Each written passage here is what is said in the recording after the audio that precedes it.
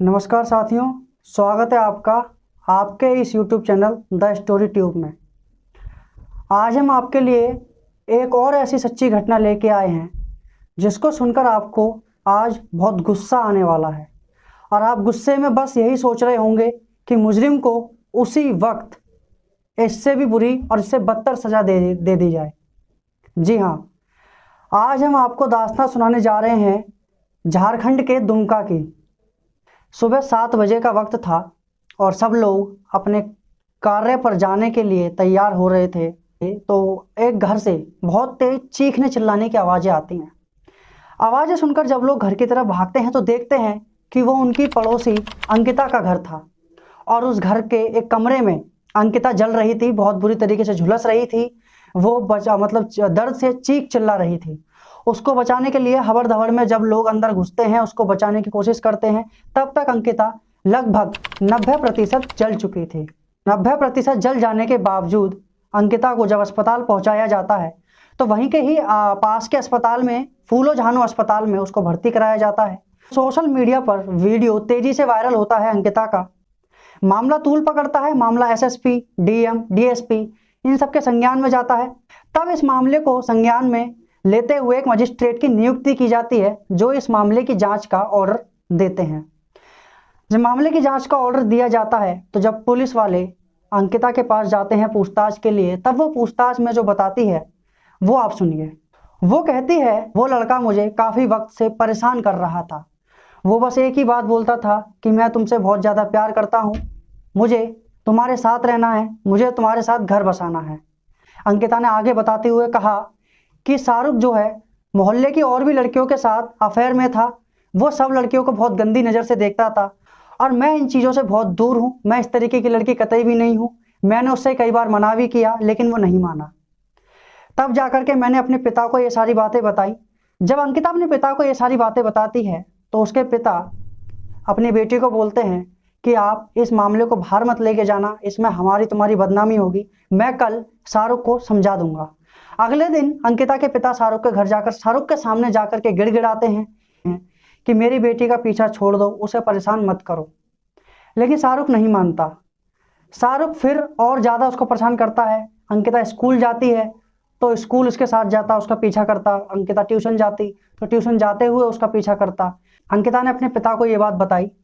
पिता फिर थाने में जाकर के शाहरुख के खिलाफ एफआईआर लिखवाते हैं।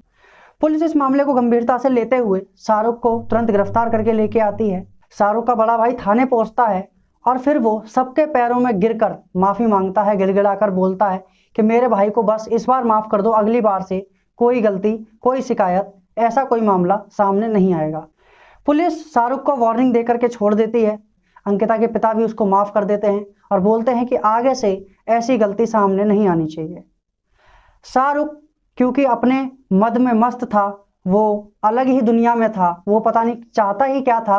वो अंकिता की एक दोस्त से अंकिता का नंबर ले लेता है और 22 अगस्त 2022 की रात को अंकिता को कॉल करता है और बोलता है कि अगर तुम मेरी नहीं हुई तो अंजाम बहुत बुरा होगा। जब अंकिता पिता को ये बात बताती है तो उसके पिताजी कहते हैं अभी रात हो रही है, अभी सो जाओ।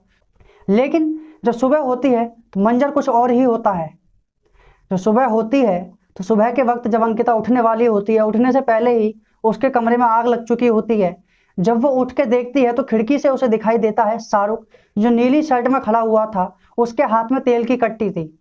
अपने आप को बचाने के लिए वो शाहरुख को आवाज़ लगाती है कि शाहरुख रुको, लेकिन वो वहाँ से फरार हो जाता है।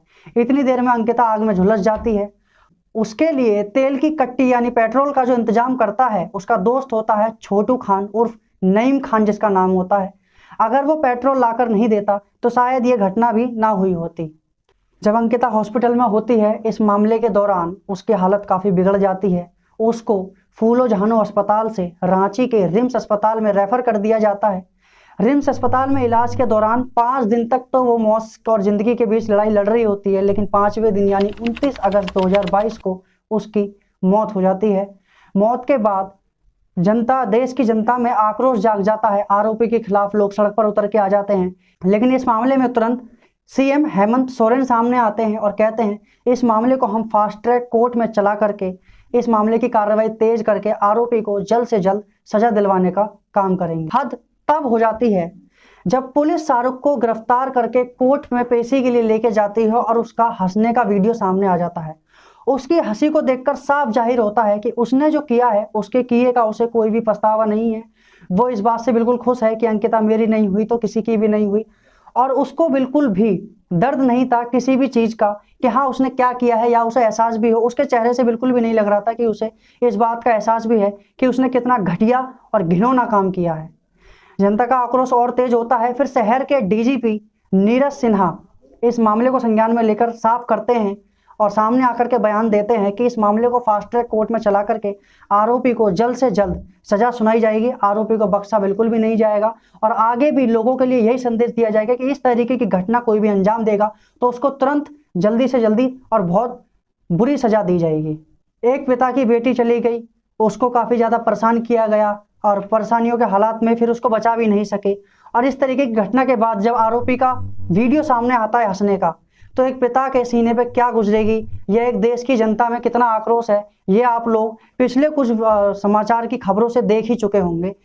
लेकिन मैं आपसे एक बात कहना चाहूँगा दोस्तों कि रिश्तों में कभी भी या हमेशा जज्बाती नहीं होना चाहिए। आपका आक्रामक रवैया या किसी भी चीज़ के ऊपर आपका हावी होना एक बर्बादी की निशानी है। भावनाओं में या उत्तेजक होकर के हम कानून को हाथ में लेने का काम नहीं कर सकते, क्योंकि इसका नतीजा फिर और भी बदतर हो सकता है। और आपके आसपास में कोई भी इस तरीके की घटना करता हुआ दिखता है तो उसके खिलाफ तुरंत थाने में एफआईआर दर्ज करवाएं, उसकी सूचना पुलिस को दें, या कोई भी किसी लड़की को परेशान करता है, क्योंकि हमारे देश में महिलाओं को जो सम्मान दिया गया है वो पूरी दुनिया में सराहनीय है। आज के लिए इतना ही। आज की कहानी अगर आपको पसंद आई हो तो चैनल को सब्सक्राइब करें, वीडियो को लाइक करें। अगली वीडियो में आपका स्वागत होगा एक नई कहानी के साथ। तब तक के लिए नमस्कार।